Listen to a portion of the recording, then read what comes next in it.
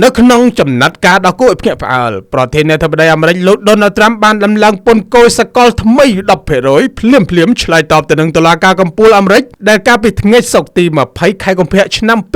2026 បានចេញសាលដីកាសម្រេចលុបចោលពន្ធគយរបស់លោក Donald Trump ហើយលោកបានហៅចៅក្រមដែលពាក់ព័ន្ធទៅនឹងរឿងក្តីនេះថាសុទ្ធតែជាមនុស្សចំកួតនេះបើយោងតាមការចុះផ្សាយរបស់សារព័ត៌មាន BBC News នៅថ្ងៃសៅរ៍ទី 21 ខែកុម្ភៈឆ្នាំ 2026 នេះសូមបញ្ជាក់ថាតុលាការកំពូលអាមេរិកបានចេញសាលក្រមសម្រេចក្នុងសម្លេង6ទល់នឹង3ដើម្បីលុបចោលការយកពន្ធគយរបស់លោក Donald Trump និងចាត់ទុកថាជារឿងខុសច្បាប់ព្រោះច្បាប់អាមេរិកអនុញ្ញាតឲ្យរូបលោកដំឡើងពន្ធគយលើបណ្ដាប្រទេសជាដៃគូពាណិជ្ជកម្មក្នុងអត្រា 15% ប៉ុណ្ណោះសម្រាប់រយៈពេល150ថ្ងៃហើយបន្ទាប់ពីនោះគឺលោកត្រូវស្នើសុំការអនុញ្ញាតពីសភាគណៈការតតាំងតាមផ្លូវច្បាប់ក៏ត្រូវបានអនុញ្ញាតផងដែរគួររំលឹកថាកាលពីខែសីហាឆ្នាំ 2025 សាលាអូតូរបស់សហរដ្ឋអាមេរិកក៏ធ្លាប់បានសម្រេចថាវិធានការពន្ធគយភាគច្រើនរបស់លោក Donald Trump គឺមិនស្របច្បាប់នោះទេប៉ុន្តែត្រូវបានអនុញ្ញាតឲ្យអនុវត្តជាបណ្ដោះអាសន្ន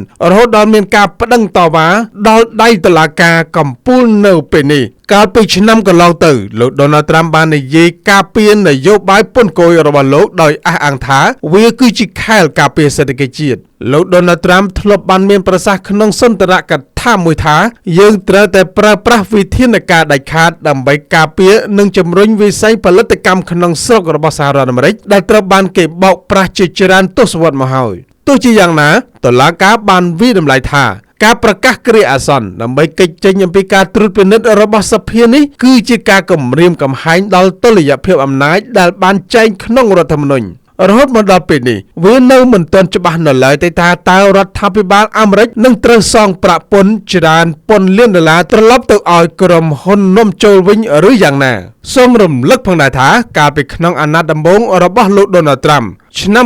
2018 និងឆ្នាំ 2019 ដែលនៅពេលនោះលោកបានប្រើប្រាស់វាក្យខណ្ឌទី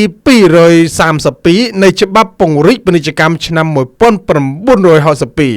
ដើម្បីដាក់ពន្ធគយលើកដែកថែបនិងអាលុយមីញ៉ូមក្រោមហេតុផលសន្តិសុខជាតិយោងតាមសេចក្តីរាយការណ៍របស់ទីភ្នាក់ងារសារព័ត៌មាន Reuters កាលពីថ្ងៃទី 12 ខែធ្នូឆ្នាំ